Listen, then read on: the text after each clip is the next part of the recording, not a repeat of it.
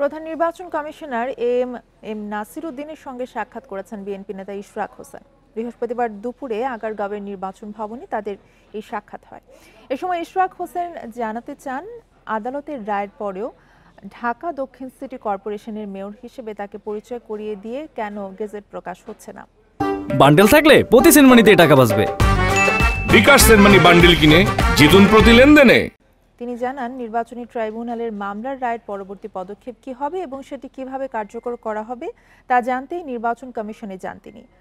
বলেন, আদালতের আদেশ হচ্ছে রায়ের কপি পাওয়ার 10 কর্মদিবসের মধ্যে গেজেট প্রকাশ করতে হবে। ইসি এই বিষয়ে আইন মন্ত্রণালয়ের মতামত চেয়েছে। দায়িত্ব পেলে মেয়র হিসেবে তার মেয়াদ কতদিনের হবে এমন প্রশ্নের জবাবে ইশরাক বলেন, নির্বাচন কমিশনে গেজেট প্রকাশ করলে আইনজীবী প্যানেলের সঙ্গে বসার পর সেটা জানা যাবে। অনিয়ম এবং দুর্নীতি এবং অগ্রহণযোগ্যতার অভিযোগে ডিএসসিসি নির্বাচন এবং ফলাফল বাতিল চেয়ে 2020 সালের 3 মার্চ মামলা করেছিলেন মেয়র প্রার্থী ইশরাক হোসেন। গত 27 মার্চ সেই ফল বাতিল করে বিএনপি নেতা ইশরাক হোসেনকে মেয়র ঘোষণা করে রায় দেন ঢাকার নির্বাচনী ট্রাইব্যুনাল।